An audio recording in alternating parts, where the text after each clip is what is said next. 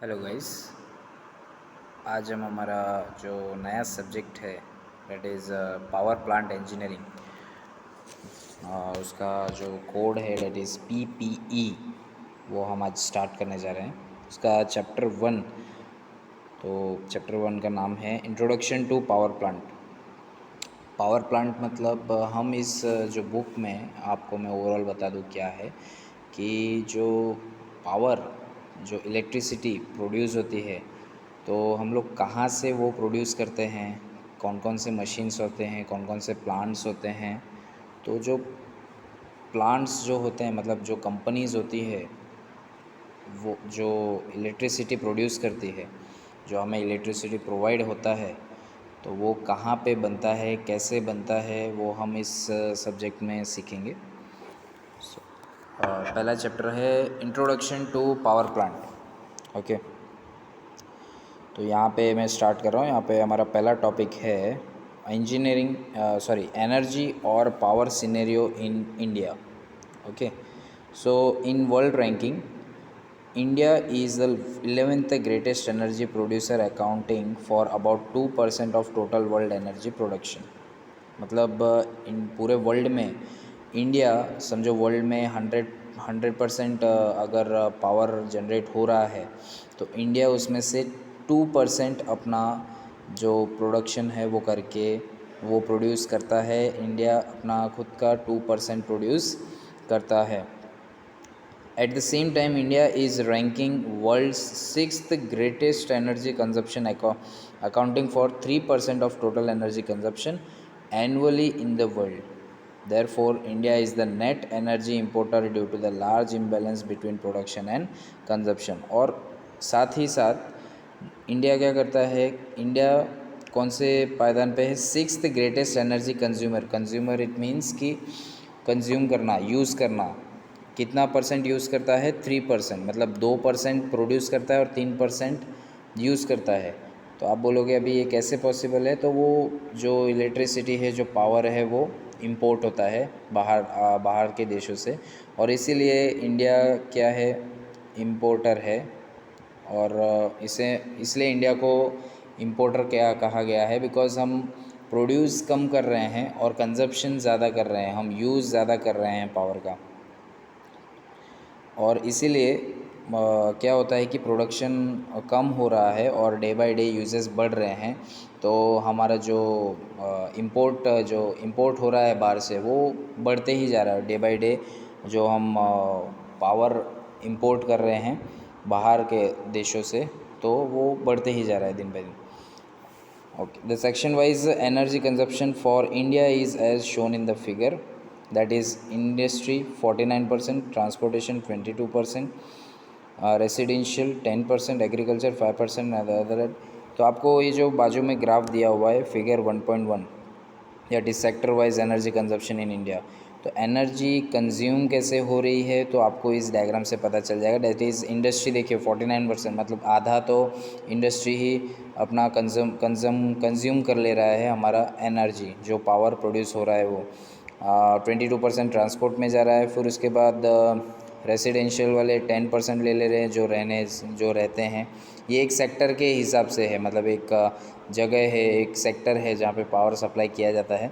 तो उसके हिसाब से ये जो कैलकुलेशन है वो किए गए हैं, जो 360 डायग्राम बनाया है, पाई डायग्राम इसे कहते हैं। तो ये इस तरह से बताया गया है कि कैसे कैसे यूजेस होते हैं।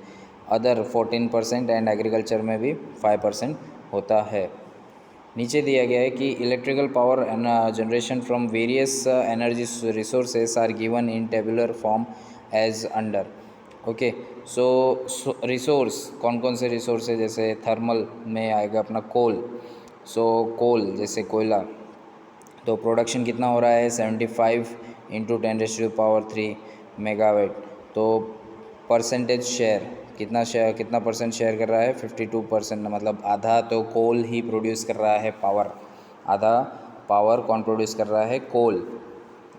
फिर gas, diesel, nuclear, hydro, renewable energy resources, तो ये सब से भी हम पावर प्रोड्यूस कर सकते हैं। अलग अलग तरीका होता है पावर प्रोड्यूस करने का। सो सब मिलाकर 100% होते हैं, तो मतलब जैसे हमने इंडिया वाले, जैसे इंडिया में 2% प्रोडक्शन होता है पावर का, तो उसमें से 52, जैसे 2% मतलब हमारा जो वर्ल्ड का 2%, डेट इज़ हमारा इंडिया का तो 100% हुआ, और 100% में से 52%, 52.44% कोल से मिलता है हमें, फिर गैस से 10.48%, और ऐसे अलग अलग तरीक़े से हम पावर प्रोड्यूस कर सकते हैं। नेक्स्ट हमारा टॉपिक है 1.2, डेट इज़ वर्ल्ड और ग्लोबल एनर्जी और पावर सिनेरियो। तो इसमें ये दिया गया है कि primary energy resources are those which are found और स्टोर्ड इन नेचर। जैसे हम नेचर में से हमको डायरेक्टली मिलते, प्राइमरी मतलब क्या, कि सबसे पहले हमें जो अभी जैसे कोल हो गया, तो कोल हमें कोई प्रोड्यूस नहीं करता, वो रिन्यूएबल रिसोर्स नहीं है। कोई ये नहीं बोल सकता कि मैंने कोल बनाया है, ऐसा नहीं होता। कोल हमें ज़मीन के नीचे से हमें मिलती है, तो वो एक प्राइमरी, वो नेचर की तरफ से मिलता है। जैसे कि वुड हो गया, वुड भी हमें कहाँ से मिलता है, पेड़। तो पेड़ किसी ने बनाया नहीं है, वो नेचुरल है। तो हमें जो नेचर से मिलता है उसे हम कहते हैं प्राइमरी एनर्जी रिसोर्सेस। वहाँ से हमें जो सोर्सेस मिलती हैं उसे हम कहते हैं primary energy resources. For example coal, oil, natural gas and biomass. जैसे कि मैंने बताया कोल हमें ज़मीन के नीचे से मिलेगी, और ऑयल भी हमें वहीं से मिलती है, नेचुरल गैसेस एंड बायोमासेस। सो इसमें पहले कोल कहाँ जहाँ ये जो आप देखेंगे primary energy at world level, तो कहाँ सबसे ज़्यादा कोल मिलता है, कहाँ ऑयल सबसे ज़्यादा मिलता है, कहाँ गैस सबसे ज़्यादा मिलता है, इस टॉपिक में हमको दिया गया है। जैसे यहाँ पे बताया, United states of America, USA आप सब जानते होंगे, has the largest share of the global energy reserves. The reserve of coal at USA is almost 25.4%. तो यूनाइटेड स्टेट्स कितना सबसे ज़्यादा कोल निकालता है, वो कितना निकालता है 25.4%, मतलब एक चौथाई तो पूरे वर्ल्ड की एक चौथाई तो सिर्फ यूएसए के पास है। रशिया 15.9%, चाइना 11.6% और इंडिया 8.6%। और बाकी सब देश है जो छोटे छोटे हैं, वो छोटे छोटे परसेंटेज पे कोल प्रोड्यूस करते हैं, जिनको जहाँ पे कोल मिलता है। Oil, so oil reserves are measured in barrel. So oil को, जो हम ऑयल रखते हैं तो उसको किस में मेजर करते हैं, जैसे अभी बैरल, उसका यूनिट होता है barrel. 1 barrel is of oil is approximately equal to 160 litre. तो हमारा जो एक बैरल अगर ऑयल है तो कितना लीटर हुआ, 160 is approximately equal to 160 litres. मतलब अप्रॉक्सीमेटली कितना होता है, 160 लीटर। अगर 160 लीटर ऑयल है, इट मीन्स वो कितना ऑयल है, 1 barrel of oil. Saudi Arabia has the largest share of the oil reserves with almost 23%। आप लोग सबको पता होगा कि ऑयल ज़्यादा कहाँ मिलता है, सऊदी अरेबिया में। सबको पता ही होगा ऑलमोस्ट कि सऊदी अरेबिया एक बहुत ऐसी जगह है जहाँ पे ऑयल सस्ता है, बिकॉज ऑयल वहीं से मिलता है एज़ कम्पेयर टू वाटर। पानी वहाँ पे महंगा होता है और ऑयल सस्ता होता है। तो एक्चुअली वहाँ पे हमारे देश में पानी सस्ता है, ऑयल महंगा है, और वहाँ पे ऑयल सस्ता है, पानी महंगा है, बिकॉज़ वहाँ पे पानी की कमी है और ऑयल आसानी से मिल जाता है वहाँ पे। सो इसलिए वहाँ पे ऑयल का कीमत जो है वो कम है, दाम कम है। और ये जस्ट मैंने आपको जनरल नॉलेज के लिए बताया है। सो सऊदी अरेबिया में आपको पता चल जाए कि 23% जो है वो ऑयल रिज़र्व कौन करता है, Saudi Arabia. The Arabian countries have largest reserves of oil as compare to other countries. तो सऊदी अरेबिया में सबसे ज़्यादा, दुनिया में सबसे ज़्यादा ऑयल कहाँ पे मिलेगा, सऊदी अरेबिया में मिलेगा। देन गैस, अब गैसेस के बारे में हम देखेंगे कि गैस का, the Russian federation has the largest share of gas reserve with almost 27%। तो गैस सबसे ज़्यादा कहाँ मिलेगा आपको, रशिया में। ओके, सो ये सारी चीज़ें जो है, ये जो प्राइमरी एनर्जी रिसोर्सेस है, तो ये जैसे कि कोल, ऑयल, गैस, बायोमास, तो ये नेचुरल गैस है, ये सारी चीज़ें जो है हमें अलग अलग देशों में अलग अलग मात्रा में मिलती हैं, और कहाँ कहाँ पे कितना कौन सा देश कितना प्राइमरी नेचुरल रिसोर्सेज जहाँ पे ज़्यादा रिज़र्व करता है, वो सब इंफॉर्मेशन इस टॉपिक में दिया गया है। नेक्स्ट है हमारा ग्लोबल और world level primary energy consumption. So prime एक इंटरनेशनल लेवल पे हम यहाँ पे देखेंगे कि ऑयल, जैसे कि ऑयल हो गया, जो प्राइमरी एनर्जी कंजप्शन है वो सबसे ज़्यादा कहाँ पे कौन कितना कंज्यूम कर रहा है। एक इंटरनेशनल लेवल पे हम बात करें तो जैसे कि यहाँ पे दिया हुआ है डायग्राम में, consumption of major countries that is USA. अब यूएसए ऑयल कितना कंज्यूम करता है, यूज़ करता है, that is 914.3, natural gas 566.8, coal 573.9, nuclear electric. So ये जो भी है नेचुरल प्राइमरी कंजप्शन है, तो ये सब चीज़ें जो भी है इन देखिए, जैसे USA, Canada, France, Russian federation, UK, India, China, Japan, ये अभी तो कुछ ही दिए हुए हैं, और भी बहुत सारे देश ऐसे तो कुछ ना कुछ जितने वो लोग एक मात्रा में वो प्राइमरी एनर्जी कंजप्शन कंज्यूम करते हैं। ओके, तो इसमें आपको ये सब चीज़ें देखने को मिलेगी। नेक्स्ट है हमारा, यहाँ पे आपको एक डायग्राम दिया हुआ है, पाई डायग्राम है।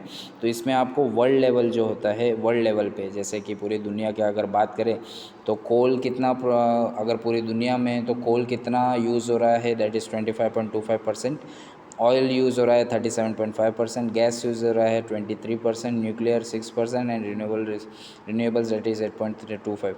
रिन्यूएबल मीन्स मतलब क्या होता है कि जैसे हम प्राइमरी जैसे प्राइमरी जो नेचुरल चीज़ें, प्राइमरी रिसोर्सेज जो होती है, जैसे मैंने बताया कोल, अगर फॉर एग्ज़ाम्पल कोल को हम यूज़ करके इलेक्ट्रिसिटी प्रोड्यूस कर रहे हैं, अगर पावर जनरेट कर रहे हैं, तो पावर जो जनरेट हो गया है उसे हम कहेंगे रिन्यूएबल रिसोर्सेज। मतलब वो अब हम प्राइमरी में से जो दूसरी चीज़ हमने बनाई डेट इज़ पावर, तो उसे हम करेंगे renewable resources, that is bio. यहाँ पे कुछ बायोमास देखिए दिया, biomass 4%, solar heat, geothermal, solar PV, hydro, wind, biofuel, तो ये सारे रिन्यूएबल रिसोर्सेज हैं।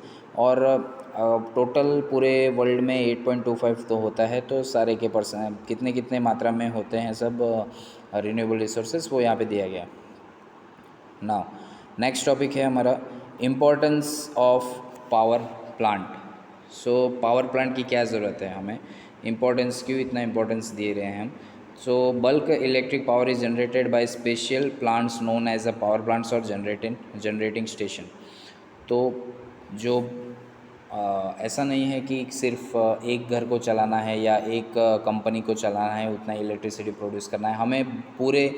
फॉर एग्ज़ाम्पल अगर एक सेक्टर की बात करें तो पूरे सेक्टर को अगर हमको अगर इलेक्ट्रिसिटी प्रोवाइड करनी है, तो हमें एक बहुत ज़्यादा मात्रा में हमको पावर का डेवलप करना होगा, और उस चीज़ के लिए एक पावर प्लांट बनानी होगी, जैसे कंपनी बनानी होगी, एक पावर प्लांट बनाना होगा, जहाँ पे हम जो इलेक्ट्रिसिटी है वो प्रोड्यूस कर सके इन बल्क, मतलब बहुत ज़्यादा मात्रा में। Generating station consist of prime mover couple to all alternator generator to produce electric power. तो वो जो कंपनी होगी या फिर जो प्लांट होगा, उसमें पहली जो मेन चीज़ें होती है वो है अल्टरनेटर, डेट इज़ अल्टरनेटर भी कहते हैं, जनरेटर भी कहते हैं, जो मतलब क्या करता है टू प्रोड्यूस इलेक्ट्रिक पावर। तो वो एक प्राइमरी से जो कन्वर्ट करके जो electric for example primary sources से कोल से हमें प्रोड्यूस करके देता है इलेक्ट्रिसिटी, पावर जनरेट करके देता है। तो वो जो होता है उसे हम कहते हैं अल्टरनेटर, और या फिर उसको जनरेटर भी कहा जाता है। The prime mover converts different energy forms like kinetic energy, potential energy, chemical energy into mechanical energy. तो जो प्राइम मूवर होते हैं तो वो कन्वर्ट करते हैं energy forms like kinetic energy, potential energy, chemical energy. जो अलग अलग एनर्जी हैं उनको कन्वर्ट करते हैं, किस में कन्वर्ट करेंगे, मैकेनिकल एनर्जी में। The alternator generator converts the mechanical energy to electrical energy. तो जो मैंने बात किया अल्टरनेटर या फिर जनरेटर है, तो वो जो मैकेनिकल जो एनर्जी हमें जनरेट होके मिली है, वो अल्टरनेटर और जनरेटर क्या काम करेगा, उस मैकेनिकल एनर्जी को कन्वर्ट करेगा इलेक्ट्रिकल एनर्जी। ये आपको मैं जब एक आगे टॉपिक आएगा, जैसे कैसे गैस टरबाइन पावर प्लांट वगैरह ये सब एग्जांपल्स है आगे, तो वो कैसे काम करते हैं, किस प्रिंसिपल्स पे काम करते हैं, और कैसे कैसे जनरेट होता है कोयले से हम इलेक्ट्रिसिटी कैसे प्रोड्यूस करते हैं, वो सब हम इसमें पढ़ेंगे। So in the modern scenario the need of for electricity increasing very rapidly. तो हम पावर प्लांट हमें क्यों बनाना होगा, बिकॉज डे बाय डे अब क्या हो रहा है, इलेक्ट्रिसिटी का ज़्यादा यूज़ हो रहा है। आप अभी देखिए पहले के ज़माने में इतना इलेक्ट्रिसिटी यूज़ नहीं हुआ करता था, बिकॉज इतनी टेक्नोलॉजीज़ नहीं थी। अब टेक्नोलॉजीज़ बढ़ गई है, तो टेक्नोलॉजीज़ के साथ पावर कंजप्शन भी बढ़ गया है, और इसकी वजह से हमारा जो इलेक्ट्रिसिटी जो प्रोडक्शन रेट है वो भी हम बढ़ चुका है। उसका जो कंज्यूम हम कर रहे हैं कंजप्शन के हिसाब से, तो हम प्रोड्यूस कम ही कर रहे हैं, बट हमें उतना लागत तो लग ही रही है। ठीक है। Electric power is considered as the heart of an industry. So electric power is, कोई भी इंडस्ट्री की इलेक्ट्रिक पावर अगर आप देखिए कट ऑफ रहेगा तो कंपनियां बंद कर देते हैं। जिस दिन फॉर एग्जांपल कुछ MIDC में या JIDC में हम देखें जो आसपास के हैं, तो वहाँ पे किसी का कोई कंपनी बुधवार को छुट्टी, डेट इज़ वेडनेसडे को छुट्टी रखते, कोई फ्राइडे को छुट्टी रखते, कोई मंडे को छुट्टी रखते हैं। जैसे उनके पास सपोज़ मंडे को ऑफ रखेंगे कि सारे वर्कर्स को छुट्टी दे देते हैं, बिकॉज इंडस्ट्री उसी पे डिपेंड है, पावर पे। अगर पावर नहीं रहेगा तो उसमें मशीन्स नहीं चलेंगे, और मशीन्स नहीं चलेंगे तो वर्कर्स करेंगे क्या आके। सो उस दिन उनको ऑफ दे दिया जाता है। तो ये सारे इंपॉर्टेंट पॉइंट्स है, ये जो इम्पोर्टेंस है पावर प्लांट्स के, वो इसमें बताए गए हैं। आप एक बार रीड करेंगे तो आपको समझ में आ जाएगा। नेक्स्ट आप देखिए क्लासिफिकेशन और टाइप्स ऑफ पावर प्लांट। अब इसमें पावर प्लांट जो है उसके क्लासिफिकेशन दिए हुए हैं। तो जैसे यहाँ पे देखिए, फर्स्ट है on the basis of source of energy. तो सोर्स ऑफ एनर्जी जो किसके बेसिस पे, सोर्स ऑफ एनर्जी के बेसिस पे। डेट इज़ फर्स्ट है steam power plant of condensing and non condensing type, hydro electric power plant, nuclear power plant, gas turbine power plant, diesel power plant, nuclear power plant, tidal power plant and wind power plant. तो ये सारी जो चीज़ें ये आपको थोड़ी सी याद करनी होगी कि कौन कौन सी है। एग्ज़ाम्स के पॉइंट ऑफ व्यू से अगर देखें तो इसमें आपको पूछ सकते हैं कि क्लासिफिकेशन बताइए, पावर प्लांट के क्लासिफिकेशन क्या क्या होते हैं, क्लासिफिकेशन बताइए। तो आपको ये जो है इसे थोड़ा सा याद करना पड़ेगा। और इसमें जो भी टाइप्स है, तो कुछ टाइप्स आगे एक्सप्लेन किए हुए हैं, जो मैं आपको आगे जाके एक्सप्लेन करूँगा एक एक बहुत अच्छे से, उसको डिटेल में अच्छे से एक्सप्लेन करूँगा कि एक एक पार्ट कैसे क्या क्या होता है, क्या क्या बोला जाता है हर एक पार्ट को, और उसको कैसे हम इलेक्ट्रिसिटी प्रोड्यूस कर सकते हैं, पावर कैसे जनरेट कर सकते हैं।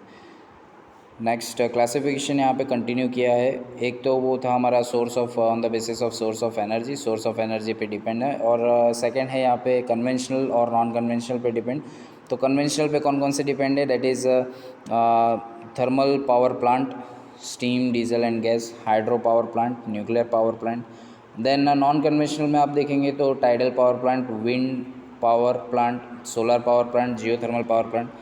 और फिर on the basis of nature of load, that is peak load plant, base load plant, stand by plant. On the basis of location, central power plant, isolated power plant.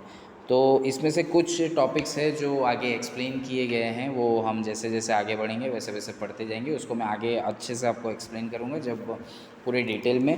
फ़िलहाल के लिए आप ये इसे जो है क्लासिफिकेशन जो है उसे ध्यान में रख लीजिए। चार टाइप जो है, चार चीज़ों पे बेसिस है। पहला है कि basis on the source of energy, दूसरा है कन्वेंशनल नॉन कन्वेंशनल टाइप में, तीसरा है नेचर ऑफ लोड में, और चौथा है लोकेशंस में। नाउ हमारा आगे जो टॉपिक है वो है classification of hydro electric power plant. जो हमने इधर देखा यहाँ पे एक्चुअली हाइड्रो पावर प्लांट और हाइड्रो इलेक्ट्रिक पावर प्लांट, तो जो इसका जो क्लासिफिकेशन है वो कहाँ कहाँ पे हम यूज़ कर सकते हैं इस तो hydraulic power plants are classified in the following manner according to the water head available. So high head power plant, medium head power plant, low head hydro power plant. According to discharge quality, pumped or store plants, run off river plant, storage reservoir. और यहाँ पे जो classifications है hydro electric power plant के, तो classifications ये भी 4 type के हैं.